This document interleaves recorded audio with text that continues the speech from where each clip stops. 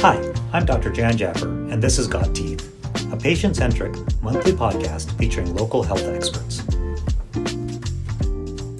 So welcome. I'm with Claire, who's the co-founder of Strong Like Sloane. Yes. And I know I didn't know a lot about this till just recently, and so I'm sure most of the people that are watching this probably don't know a lot about Strong Like Sloane. So tell us a little bit about what your organization is and what you guys are doing. Sounds great. Well, we founded the Strong Like Sloane Foundation. It officially became a charitable organization at the end of August last year, which coincidentally is right before Childhood Cancer Awareness Month, which is in September, something that not many people know about. Everybody knows about all the other cancer awareness months, but childhood cancer is something that's not as well known, which is a big reason why we started the Strong Like Sloane Foundation, is to create some more advocacy, awareness, and fundraising for pediatric cancer research. Okay. And you've got a pretty good story behind why you and your husband started this organization. Yes. My daughter was diagnosed in May 2023 with stage 4 neuroblastoma. So she was 5.5 years old. And we quickly realized that very little funding went into this. And we were presented with basically one option, which included a lot of, treatments that aren't so kind and gentle on the little bodies. So we feel like there's a lot more that needs to be done in this space, for sure. Okay. So your goal through this, and tell us, sorry, we probably want to finish the daughter story just because I know that you told us a little bit about, her going through it, but let's talk a little bit more of Sloane and how she's doing now. Sure. So I guess after her 18-month treatment protocol, which we can get into those details too, she is doing well. She's in remission. I always have to remember to tell people that because I leave everyone hanging. But in remission, she finished her standard treatment protocol in September of 2024. And she's now on a trial drug. So it's a drug that she'll take for 2 years, and it's supposed to reduce the chance of relapse, which is great because the relapse rate for neuroblastoma is over 65%. Okay. And then once it drops, or once the child relapses, their chance of survival drops below 10% because there are no standard protocols for relapse. So on that, and that's a great story because she's come out of some challenging times, and you guys are doing better, and she's doing better, which ultimately is the goal of all treatment of cancer. But what you've noticed, and the reason that you started Strong Like Sloane is, trying to get some more funding and some more awareness around childhood cancers. Yes. Yeah, so when Sloane was first diagnosed, I actually had a friend reach out to me, and she was like, hey, I saw this thing on LinkedIn. The Alberta Cancer Foundation is doing a campaign and they're looking for people to be a part of it. And this was a few months after she was diagnosed, and being the marketer that I am, I'm like, yeah, we'll be a part of this, absolutely. So I got in touch with their communications manager, and she was like, I'm so sorry, we actually don't do anything for pediatric cancer. And I was shocked. I was like, the main organization in our province doesn't do anything for pediatric cancer research, and that's not knocking the Alberta Cancer Foundation because they do phenomenal things and it's important to give to those areas, but I couldn't believe it. So as we went kind of further down that path, we realized that only 7% of cancer research funding in Canada goes to pediatrics, yet it's the number one cause of death by disease in kids. So I continue to think to myself, how are we not doing more for our future? Like, these kids are our future. We should be doing more for them. They have so many years left to live. It just doesn't make sense to me. So, I mean, and that's good to know because I had no idea either that such a small portion of the budget goes towards kids and childhood cancers, which, you can see are unfortunately on the rise, as well as many cancers. And so a lot to take in and a lot of challenges that families go through. And so, getting better treatment for people in those areas is important. Yeah. So how does Strong Like Sloane fit into helping get, more research for childhood cancer? Well, we're doing what we can to get in front of our network. I think that's the biggest thing, is you don't know what you don't know. And I think we need to tell people more. And certainly I was ignorant, naive, whatever you want to call it, same as you. Before Sloane was diagnosed with cancer, I didn't know there was Childhood Cancer Awareness Month. I didn't know that we weren't giving money to pediatric cancers. I didn't even know there were so many different types of pediatric cancers. So for me and my husband, our goal with Strong Like Sloane is to create awareness, have some advocacy, let people know that there's very little funding going into this space.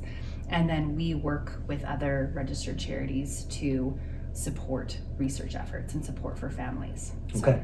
So, and that was kind of the next step is, so, you're in this field, you're trying to get the word out, you're trying to let people know, and ultimately it turns into how do we raise more money for different places. And so you guys right now work with a number of different organizations to help raise money for childhood cancer. So tell us a little bit about who you work with or some of the events that you have coming up, because ultimately how could people support you guys or an organization to help make this better? Definitely, yeah. So a couple things that we started last year and then we're continuing on this year.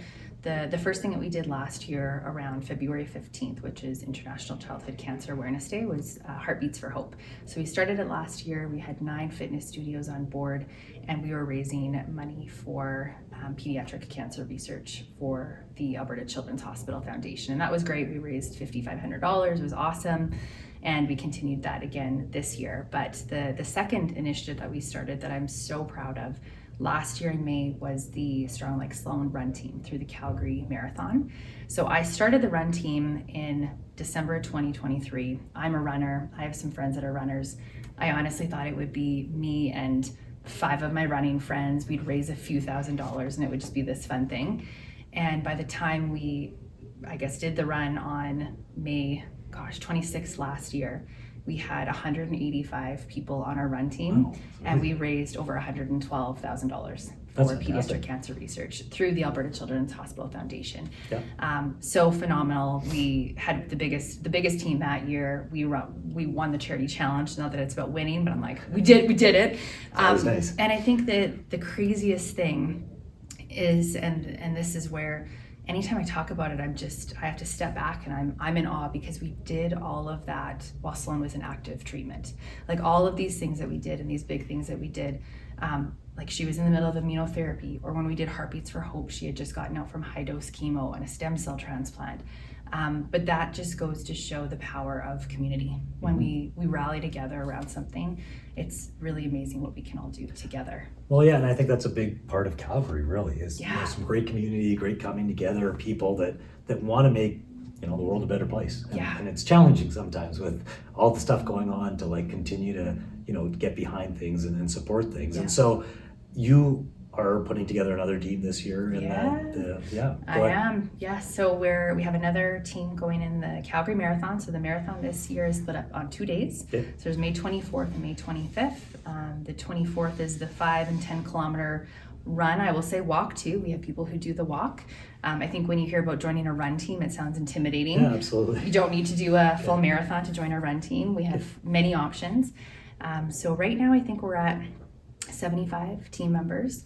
I would my goal is to raise another $100,000. That would be the goal. So if other people in your world want to run or just donate, that's a really great place to start. So then again, this year we're working with the Alberta Children's Hospital Foundation, and they work closely with the University of Calgary. So there's a number of projects that we're just sorting out right now. No matter what, that bucket of money will go to pediatric cancer research.